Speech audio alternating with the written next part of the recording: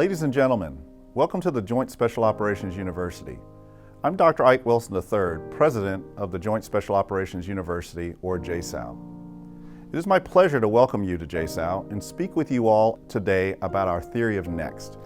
This is an important subject, not only for our own country's future national security and defense, but for the security, stability, and prosperity, the very solvency and legitimacy of the world system order.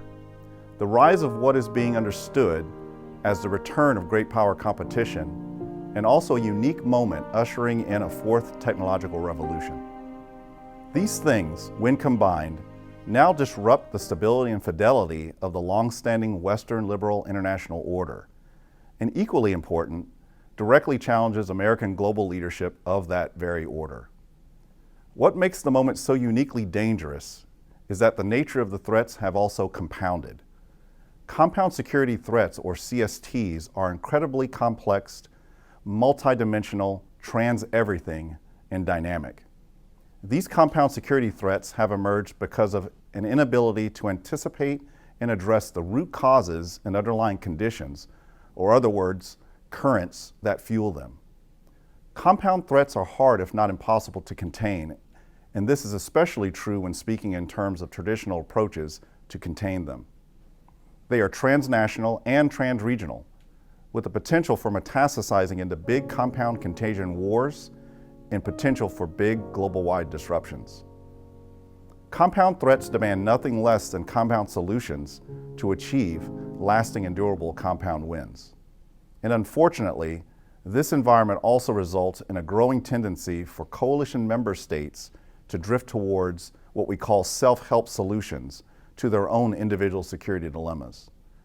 Doing so worsens our collective ability to see and approach what are essentially collective security problems.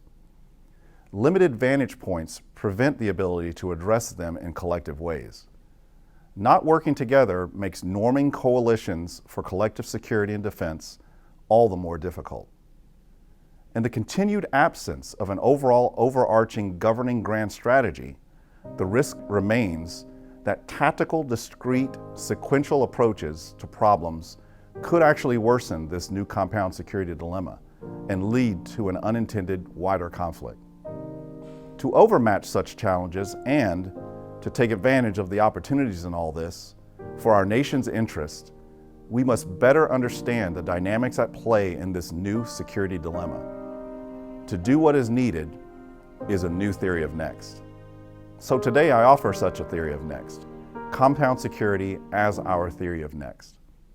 So, to begin, we must ask, what kind of SOF does a nation need for securing a strategic, operational, and intellectual overmatch through the 2020s and outwards to the 2030s, 2040s, and even into the 2050s? Moreover, perhaps the most stinging questions for us all are, while we may be doing things right today, are we doing the right things for tomorrow? What is the fourth age and what does it mean for SOF?